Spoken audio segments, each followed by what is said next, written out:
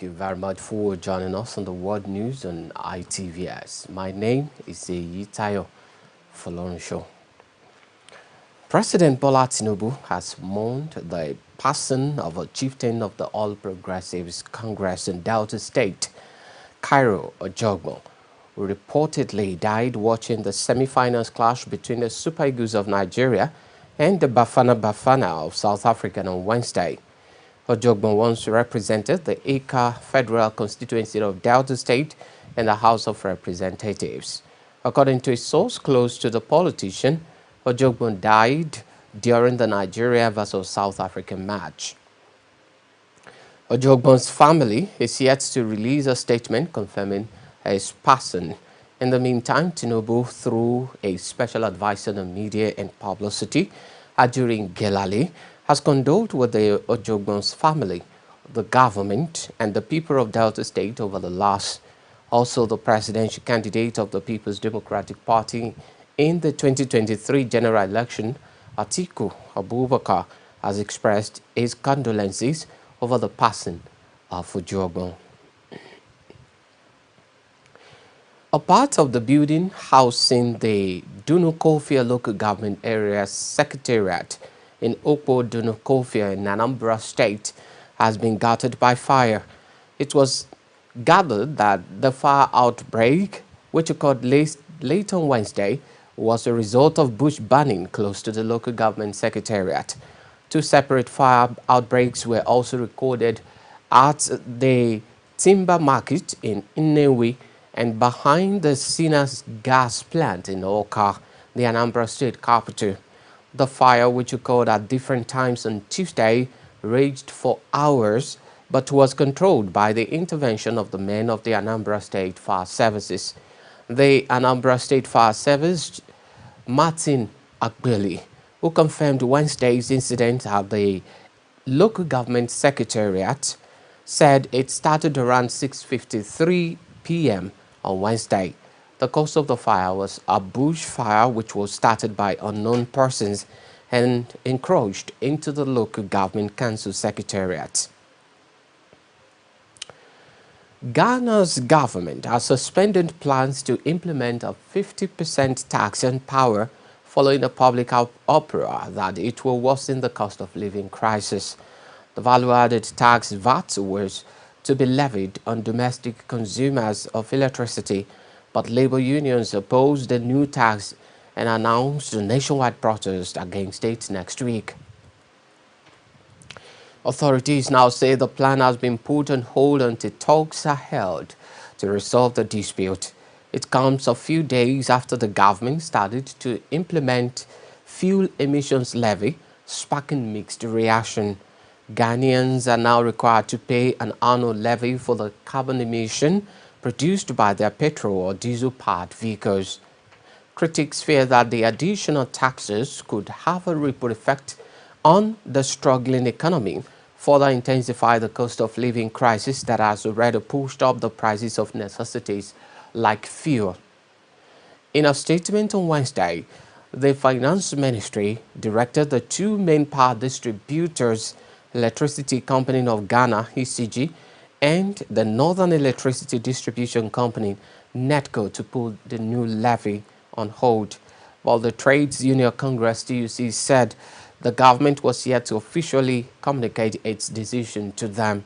Therefore, plans to hold protests slated for next Wednesday remain in place. Joshua Ansah, TUC's Deputy Secretary General, told the Ghana News Agency. Trade union says the introduction of additional taxes will burden families and companies, exacerbating the already high cost of doing businesses in the country.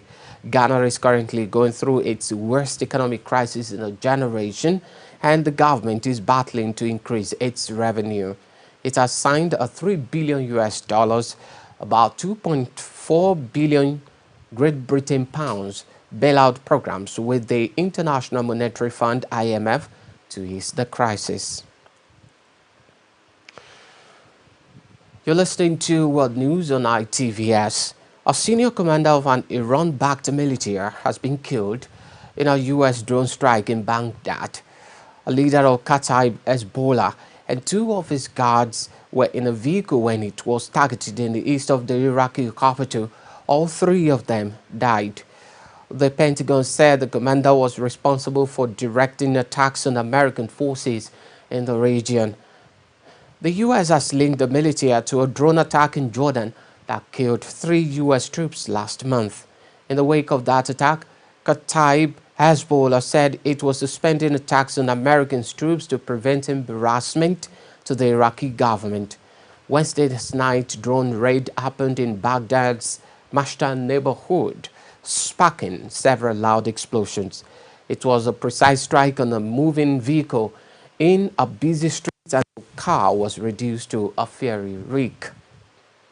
One of the victims has been identified as Abu Bashir al-Sadi, a senior commander in Kataib Hezbollah. There was a heavy police presence joined by SWAT teams from Iraq's Interior Ministry. The raid comes days after the U.S. launched 85 strikes in the Iraq-Syria border area in retaliation to the fatal 28 January drone attack on American troops at a base in Jordan. We'll now bring you some entertainment stories. U.S. rapper Kanye West has excited his fans in Kenya and Nigeria after listing the 2 countries among the potential concert venues for his new tour. With the 3 installments of his new album set to be released in the coming weeks, with the first on February 9, Kanye West has posted a possible touring lineup on his Instagram story. The post highlighted a short list of different cities across the world, with Cairo, Egypt, Nairobi in Kenya, and Lagos, Nigeria being the only African cities. The possibility of Kanye West performing in Lagos has excited fans who will be eager to see one of the most decorated and best-selling rappers of all time performing the Afrobeat capital. And now to game. The game in Bulgaria finished 1-1 following a remarkable end to normal time, which involved the referee going to his video monitor to disallow a Victor Osimhen strike, which would have put Nigeria 2-0 up, and instead awarding a penalty to South Africa. Teboho Mokoena converted from the spot in the 90th minute to send the game into a goalless period of extra time, where Bafana defender Grant Kekana was sent off later on. But Mokoena was one of the 2 South African players to see their spot kick saved by goalkeeper Stanley Nwabali as the Super Eagles triumphed to reach Sunday's final, where they will play Ivory Coast after the host beat DR Congo. William Troop-Sekong had opened the scoring for the West African with a penalty midway through the second half, and will now be looking to captain Nigeria to their 4th continental title and a first since 2013. Nigeria went into the game with a perfect Nations Cup record against South Africa, having beaten Bafana in all 3 of their previous meetings in the competition, including a semi-final meeting in 2000 in Lagos. But despite being urged on by cacophonous horn section carried by the supporters in green and white, Josposero's side failed to live up their billings as favorites in ponderous first half, which South Africa largely possessed. Nigeria's lack of potency was reflected in the statistics, with African Footballer of the Year Osimhen only managing 9 touches in the half, including a header which went wide just before the break.